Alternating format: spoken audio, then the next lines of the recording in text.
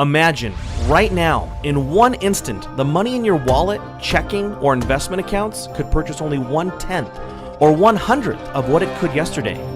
How would your life be affected? Could this even realistically happen? Well, who is in control of your money and how the US dollar works? Not you. Did you decide in 2008 to help bail out large failing banks? Probably not. But your government did. Did you notice how prices rose for gas and food after this? Our crisis was witnessed by the world, by our creditors, yet our government borrowed more money and the Federal Reserve printed more dollars. All of these events changed the value of each dollar you have. At any moment, another event could happen that changes the value of these dollars more dramatically. So how can you protect yourself? You may have been told to store wealth in real estate or gold and silver. These are good places to store wealth, but you cannot buy groceries or goods directly with these assets because they aren't currency. You can't transfer their value easily or efficiently for real-world transactions. There is a form of currency that does not deal in dollars, and that is actually inflation-proof. It is the banker's worst fear.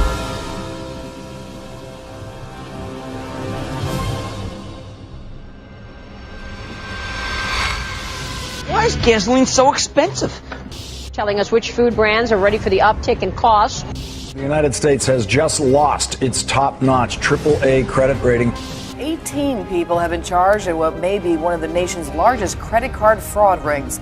What some are calling fool's gold, it is the virtual currency called is a kind of holy grail of payments. We're asking whether or not this currency really has any longevity, let alone legitimacy. How can I hedge against inflation and other government manipulation? One thing I did was to buy Bitcoin. What are they? I don't really know that much about Bitcoin. Bitcoin is a purely online currency with no intrinsic value. It is digital currency, which you can then use to buy things online. Bitcoin. Bitcoin. Bitcoin. Bitcoin. Bitcoin. What is Bitcoin? Bitcoin, first introduced in 2009, is a relatively new technology in today's ever-changing world. Bitcoin is a digital currency, an innovative tool that is revolutionizing people's daily lives, as did smartphones, eBay, YouTube, and even the internet itself. I can communicate with people live anywhere in the world by typing on the keyboard. You've got mail. The Bitcoin network facilitates the instantaneous transfer of value across any distance over any borders, to any place on Earth. Specifically, it allows any person in any place with an internet connection to receive and transfer value. To send $8,000 from America to Australia, Western Union would charge you $336. In contrast, any value of Bitcoins can be transferred with a fee of no more than 2 cents at today's exchange rate. Besides being able to transfer wealth instantly, Bitcoin is highly valuable because in its specially designed software, the supply of currency units, also called Bitcoins, is increased at a steady rate. New Bitcoin creation will only cease in the year 2140 with a total of 21 million Bitcoins.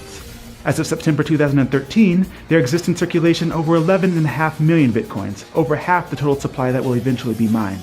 Mining Bitcoin is the process by which new Bitcoins come into existence. They are created in blocks, and currently 25 Bitcoins are mined per block. Blocks are generated about every 10 minutes as regulated by the software code and sent to the computer that mined them. The best miner is the one with the most computational power, but it is also based on luck who wins the reward. A rough estimate would put the total number of Bitcoin miners at 100,000. This mining process is more specifically known as hashing. All right, Emmanuel, let's start off with your website. Cloudhashing.com. When did you get the idea to create a hosted mining cloud hashing service? When my wife decided to throw all my computers from the attic. So I started off mining Bitcoin using computers. So I had a few computers sitting around and running permanently so the guests could not come around and spend time just because the room was super hot. They'll get a heat stroke. And at the same time, it was just costing a lot of money for electricity. So I invested in ASICs. Then upon my investment in ASICs, I had friends who were interested. So at that point I thought, they weren't computer literate, so I thought, let me manage it for them. So upon doing that, it kind of spiraled into a business. And, we launched Cloud Hashing in April this year. And we've been selling what you call Bitcoin mining contracts ever since. Did it bother you that we don't know who created it? I first heard about it in 2010. Well, I didn't think it was a great idea because I just couldn't see how it could take off into the mainstream.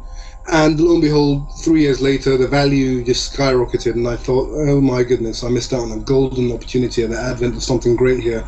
I think the very fact that I didn't know who created it kind of raised a lot of questions. I mean, but realistically, that didn't matter. The maths itself and the proof of work concept itself to super secure currency. It may be hard to trust such a new, strange, and exciting system like Bitcoin.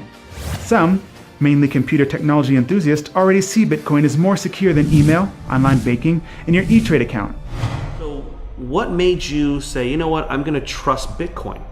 Well, that's a great question. Do you use the internet? I do. Do you trust it?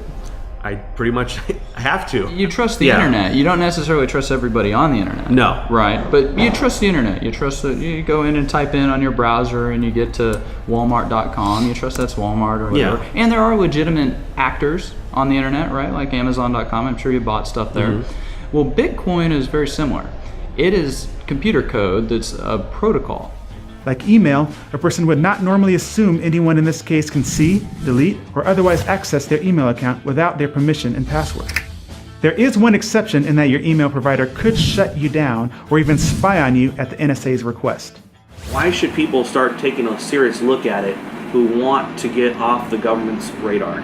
I think it's a very important thing.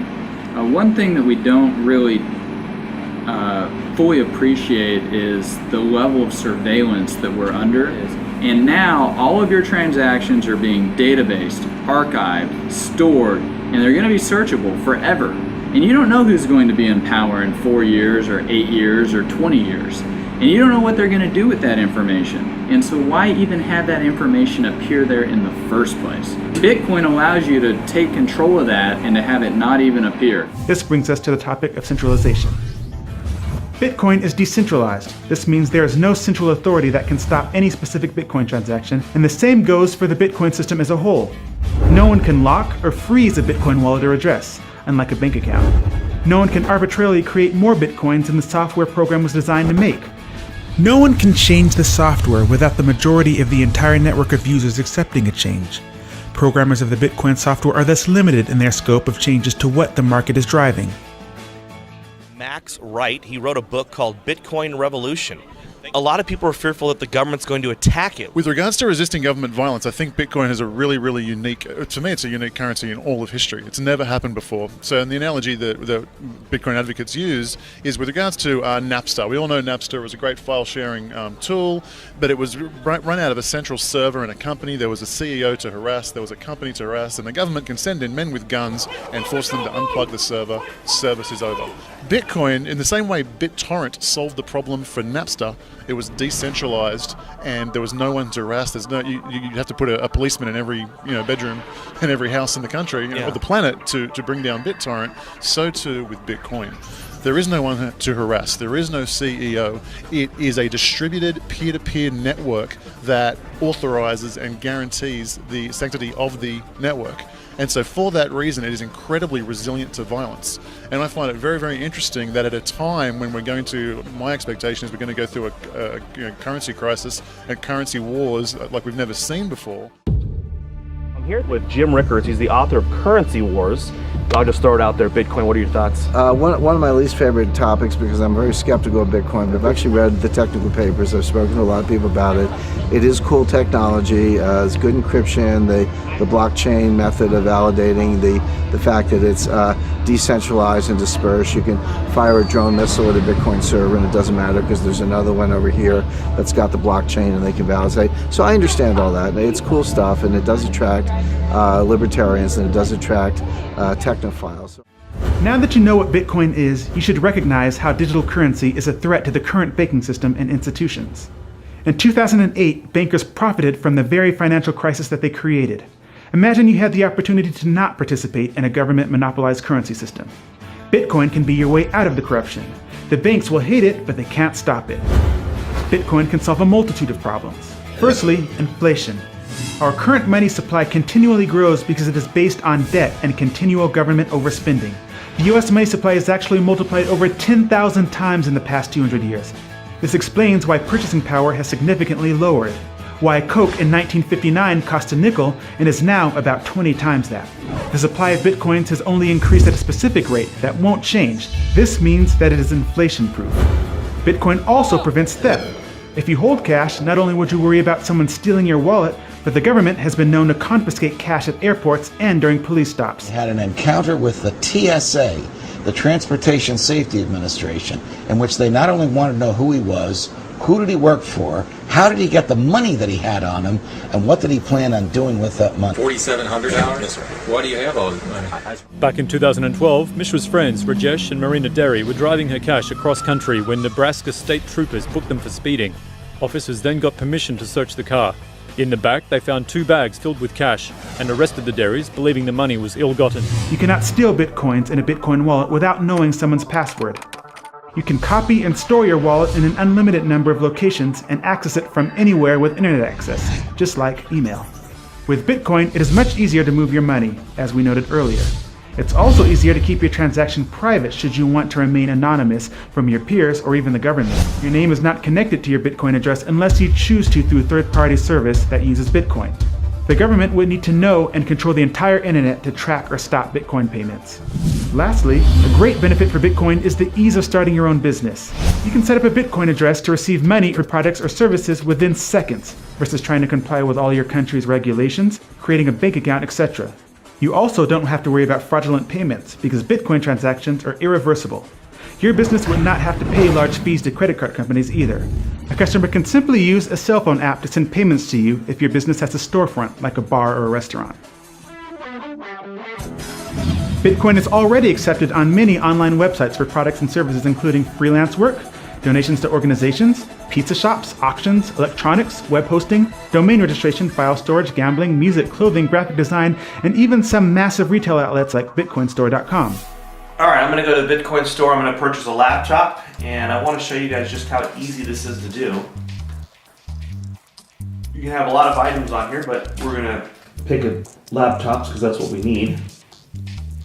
But you can see you have a lot of different things you can buy, digital cameras, desktop PC, webcams, all kinds of stuff you can also search for. But we're looking for a new laptop. And you can see this is just like going to any other store that would accept US dollars. We've got this notebook here, we can add to cart. Here's the cart, proceed to checkout. So just like if you went to Best Buy.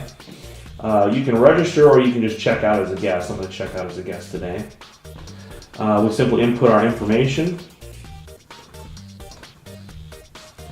Our next step is our shipping method. The payment method is going to be Bitcoin. Place order. Okay, so we would just scan this with our phone, or we could use view address to pay it. And once you do that, you input that into your Bitcoin wallet, and the transaction is complete.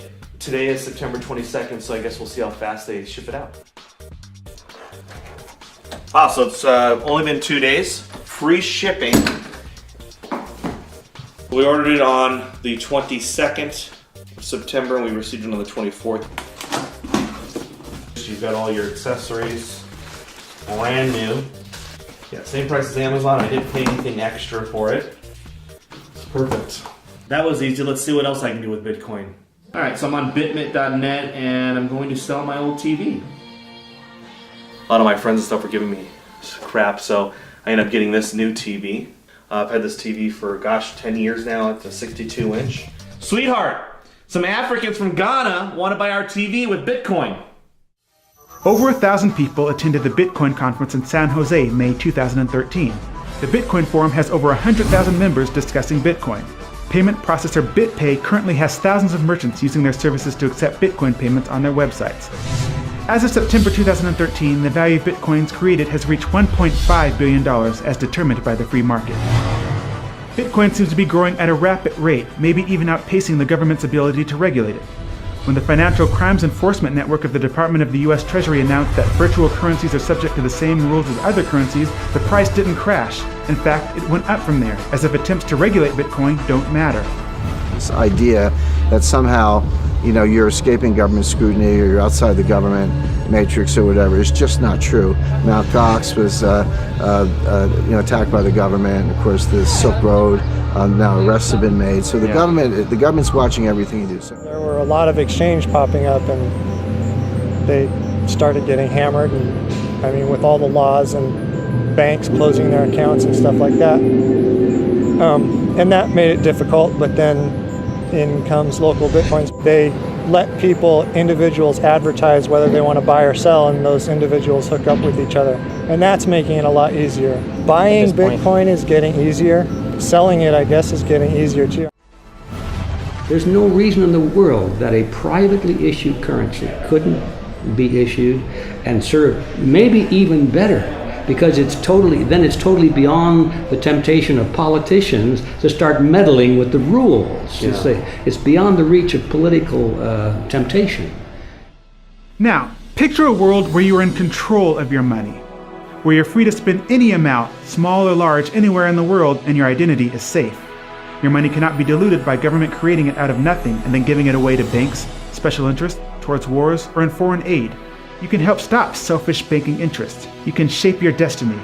And we don't even have to end the current system. We just merely need to bypass it.